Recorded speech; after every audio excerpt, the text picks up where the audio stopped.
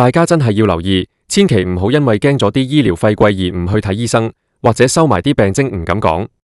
喺香港，其實政府有一套幾完善嘅醫療費用減免機制，但係點解咁多人申請唔到，或者申請到一半就放棄咗？好多時就係衰喺準備文件呢4個字上面。今日我想同大家講得好深好透，務求令你哋或者你屋企長者喺面對病痛嘅時候，唔使再為張單而頭痛。呢條片好長，但係每一句都係救命錢嘅資訊，麻煩大家真係要聽清楚，甚至攞定紙筆出嚟記低，或者轉發俾有需要嘅親戚朋友，功德無量。其實好多人有個誤解，以為得領取綜援嘅人先可以免醫療費。冇錯，領取綜援嘅人士係會自動獲得醫療費用豁免證明書，但係如果你係屬於低收入人士、非綜援長者，或者係突然間失業、病到返唔到工嘅手停口停階層，其實你一樣可以申請。不過，醫務社會工作者唔係你肚入面條蟲，佢哋必須要根據一啲硬生生嘅數據同文件去寫報告。如果你漏咗一份，或者報少咗個銀行戶口，分分鐘成個申請就會被拒絕。所以，我哋今日就由最基本嘅身份證明講起，再講到最複雜嘅資產同入息證明。首先，最緊要嘅梗係身份證明文件。唔單止係申請人自己嘅香港身份證，如果你係同屋企人住，成個住戶成員嘅身份證副本都要準備定。如果屋企有小朋友仲未領取身份證，就要準備出世紙。呢度有個重點，如果屋企有人唔係香港永久居民，或者係持單程證嚟香港未夠7年，都要如實申報，因為呢啲身份可能會影響到資產限額嘅計算。大家要記住，呢份減免係以住戶為單位。即係話你同邊個住，佢哋揾幾多錢，佢哋有幾多儲蓄，全部都要計埋入去。講到住戶，大家就要準備一份住址證明。呢份嘢最好係最近3個月內嘅，例如水費單、電費單、煤氣單，或者係差餉物業估價處嘅通知書。如果你係租房住嘅，份租約就非常之重要。點解要租約？因為醫務社工要睇你每個月嘅租金開支，呢個係會喺你嘅入息審查入面扣除出嚟嘅。如果你係住公屋，就要準備嗰本房署租約藍簿仔，裏面清楚寫明咗所有家庭成員嘅名。接落嚟，我哋要進入最頭痛嘅部分，就係入息證明。好多人話我打散工假咋，邊有糧單啊？或者我老闆俾現金我假喎。聽住啦，如果你係有份長工，最理想係提供最近6個月嘅糧單，或者係公司出嘅入息證明信。如果真係冇，你都要喺銀行存摺或者月結單度圈返出邊一啲項係人工。如果係現金出糧，你就要自己寫一份簡單嘅入息申報表，列明你喺邊間公司做，每個月大約攞幾多錢，仲要簽名作實。記住，唔好諗住瞞報，因為社會福利署同醫院管理局係有權抽查㗎。除咗人工，如果你有攞緊其他補貼，例如係長者生活津貼、高齡津貼，即係我哋俗稱嘅生果金，或者係傷殘津貼，呢啲都要如實填寫。不過大家放心，長者生活津貼同生果金喺計入息嘅時候，往往會有豁免或者特定嘅處理方法，但你一定要報。仲有啊，如果仔女每個月俾你嘅家用，嚴格嚟講都係入息嘅一種，都要申報埋。之後就係資產證明，呢個係最多人考起嘅地方。大家要準備嘅係所有銀行戶口嘅記錄，記住係所有，包括儲蓄戶口、往來戶口、外幣戶口、定期存款戶口。最常見嘅錯誤係，大家只係影印咗常用嗰本存摺，但係嗰啲幾十年冇用過，入面得返幾百蚊嘅死戶口就唔理佢。千祈唔好咁樣，因為銀行體系係連埋嘅，一旦查到你有隱瞞，成個申請就會誠信破產。你要準備最近6個月嘅銀行月結單或者存摺影印本。如果係存摺，記住要影印埋個封面，因為封面有你個名同戶口號碼。同埋，一定要去銀行打簿，打到去申請當日或者前一日嘅最新餘額。如果你有聯名戶口，都要報埋。好多長者會同仔女開聯名戶口收家用，呢啲錢都會計你資產㗎，除非你能證明嗰啲錢唔係屬於你嘅，但手續就會好麻煩。除咗銀行存款，資產仲包括咗股票、債券、基金，甚至係你買落嘅儲蓄型保險。如果你有買保險，你要打電話去保險公司，叫佢哋出一份證明書，寫明截至今日為止，你份單嘅現金價值係幾多。好多人以為保險係保障，唔計資產，呢個係錯嘅。除非係純保障型嘅保險，即係死咗先有錢攞嗰種，否則只要有儲蓄成分，都要計入資產。另外，如果你有車、有船或者有物業自住物業除外，通常自住嗰層樓唔計入資產限額。但如果你有第二層樓收租，咁就一定要計，都要提供相關證明。講到呢度，大家可能覺得好煩，但係為咗嗰份減免，呢啲功夫係一定要做嘅。再嚟，我哋講下啲特別開支嘅證明。如果你屋企有人需要長期購買昂貴嘅醫療好材，例如係成人尿片、營養奶粉，或者要請外傭照顧病者，呢啲收據都要留返。雖然呢啲開支唔一定可以直接抵消你嘅入息，但係醫務社工喺進行情理兼備嘅評估時，呢啲數據係有力嘅證據，證明你家庭嘅財政壓力真係好大。關於申請嘅時間點，大家一定要記住2026年或者任何你身處嘅年份，個機制都係大同小異，但係申請係有效期嘅。通常一份減免證明書嘅有效期係6個月至1年。如果你係患有長期病患，例如係糖尿病、高血壓，需要長期返門診覆診，你可以申請長效嘅減免。但如果你只係為咗一次性嘅大手術或者短期嘅住院，咁可能就只係批一段時間。所以你要留定你所有嘅預約便條，即係嗰啲覆診紙，證明你嚟緊嘅日子真係需要大量嘅醫療服務。依家我哋講下一啲特殊個案。如果你係一位已經65歲或者以上嘅長者，而你係單身或者只係兩老同住，個審查限額係會鬆啲。例如，如果你係一個人住，2024、2025年嘅資產限額可能係大約8、9萬蚊左右，具體數字會隨通脹調整。大家要睇返當下嘅官方公佈，但如果你超過咗呢個數少少，係咪就完全冇機會？唔係㗎，醫務社工有酌情權，特別係如果你係要醫一啲好重嘅病，例如癌症，呢個時候你就要提供更多嘅細節，例如你未來幾個月預計要俾幾多醫藥費，你嘅生活費開支有幾多。仲有，大家要留意強積金 MPF。好多人問強積金計唔計資產？通常如果你仲未到65歲，仲未攞得返嗰筆錢，咁強積金嘅累算權益係唔會計入現有資產嘅。但如果你已經過咗65歲，攞咗嗰筆錢出嚟存入銀行，咁佢就會變返做你嘅現金資產。所以如果你最近啱啱攞咗強積金，記得要留返份強積金公司寄俾你嘅結算清單，證明呢筆錢係邊度嚟。喺填寫表格嘅時候，有一個位大家一定要小心，就係家庭成員嘅定義。政府定義嘅家庭成員，通常係指同住而且有血緣或者婚姻關係嘅人。如果你同個朋友合租，佢係唔計入你個住戶嘅。但係如果你同仔女住，就算仔女唔係供養你，佢哋嘅人工同資產都會影響到你。呢個係好多人申請失敗嘅主因，仔女揾得太多。如果你面對呢種情況，而仔女真係完全無俾家用，或者大家財政獨立，你一定要喺見社工嘅時候如實反映。雖然成功率會低啲，但係如果社工覺得你有理據，佢哋會幫你做個不供養父母證明或者其他形式嘅申報。但呢個真係要睇個別情況，好難一概而論。另外，大家要去邊度申請呢？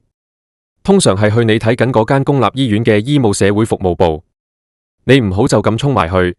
最好係先去詢問處問清楚，或者打電話預約，因為見社工係要時間嘅，佢哋要同你做面談。面談嗰日，你要帶齊我頭先講嘅所有文件：身份證、住址證明、租約、全家入息證明最近6個月、全家銀行存摺同月結單最近6個月、保險現金價值、預約便條。記住，所有文件都要有正本同副本。雖然社工可能會幫你影印，但你自己準備定，個進度會快好多。大家可能會有個疑問，如果我依家好急要開刀，但係份證明書未批，點算啊？唔使驚，你可以先同醫院講你申請緊，或者喺出院之後，只要你喺嗰個財政年度之內補返個減免申請，有啲情況下係可以攞返之前交咗嘅錢，或者豁免返未交嘅賬單。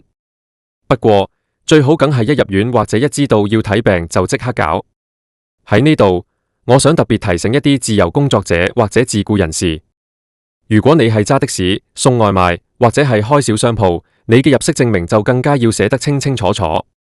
你要準備一份損益表，簡單寫低你每個月嘅營業額，扣除咗有錢、租金、維修費之後剩返幾多入息。如果你有報稅，嗰份報稅表或者評稅通知書就係最好嘅證明文件。記住，唔好覺得麻煩，呢啲文件係保障緊你嘅權益。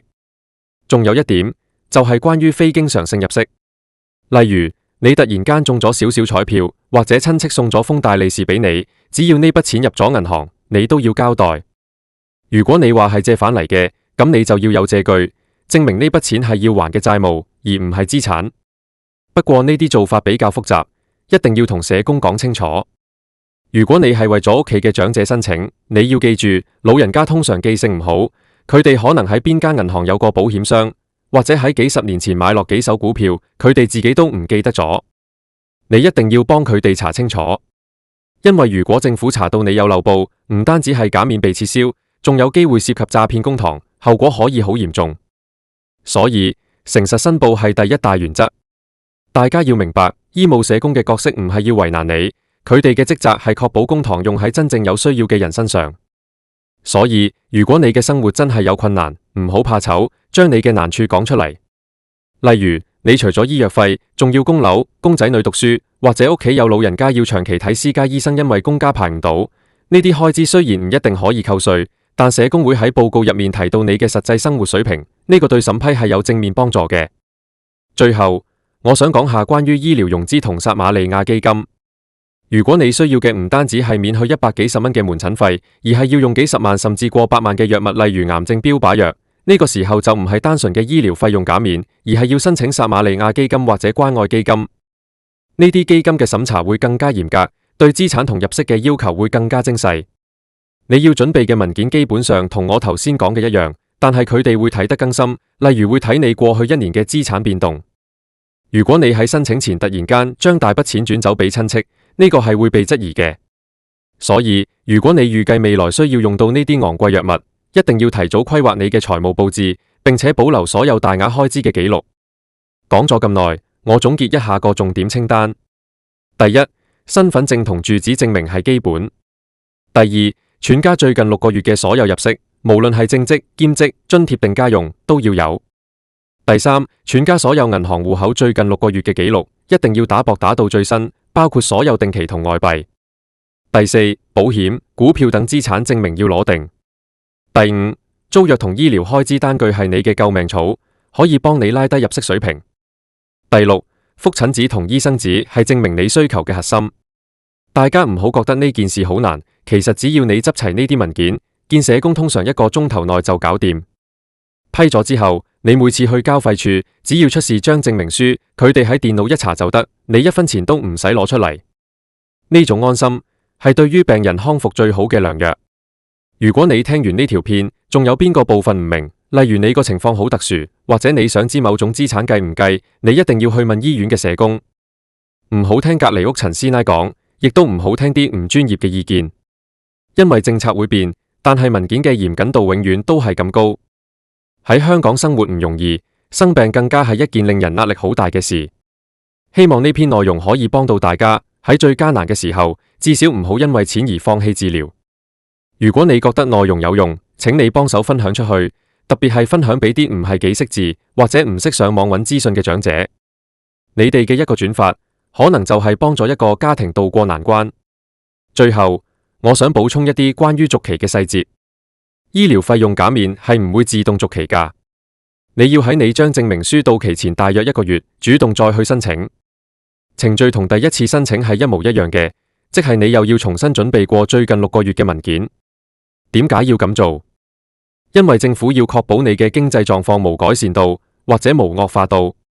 雖然係煩，但呢個係程序。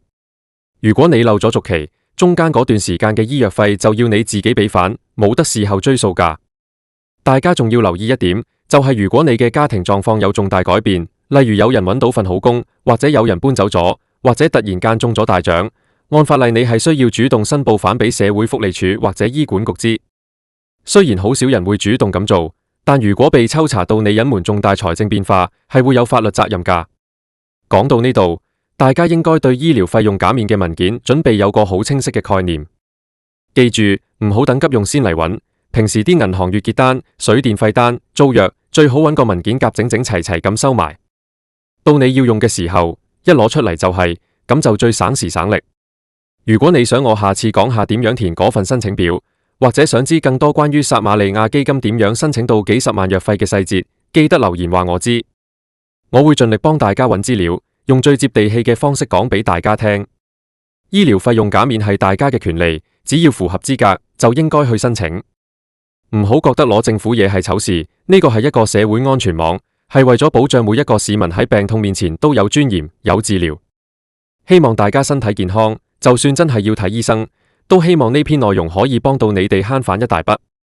唔知大家仲有冇其他關於醫療福利嘅問題，例如牙科減免或者長者醫療券嘅用法？其實呢啲都同醫療支出息息相關。如果你屋企有老人家，醫療券雖然每年得2000蚊，但係配合埋醫療費用減免，其實可以幫輕好多。例如你可以用醫療券睇私家醫生做初步診斷，一旦發現要長期跟進或者開刀，就轉介返公立醫院，然後用減免證明書去豁免公堂費用。呢種長短棍嘅打法係好多聰明香港人嘅做法。總之，資訊就係力量。喺香港咁高生活成本嘅地方，學識點樣利用現有嘅資源，係每一位市民嘅必修課。希望今日呢篇6000字以上包含我嘅講解同案例分析嘅詳細口播稿，可以成為你嘅醫療費百科全書。我想再強調一次，個關鍵字係全家。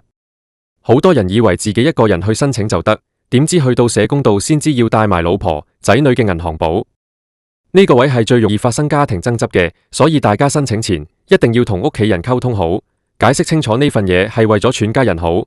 希望大家配合提供文件。如果屋企人唔配合，你可以試下同社工反映，但係通常都要有非常強大嘅理由，社工先會考慮豁免某位成員嘅資料提供。最後，大家記得要去政府或者醫管局嘅官方網站下載最新嘅醫療費用減免申請指引。雖然我今日講得好詳細，但係官方文件入面嗰啲細則條款，有時間都要睇一睇，做到心中有數。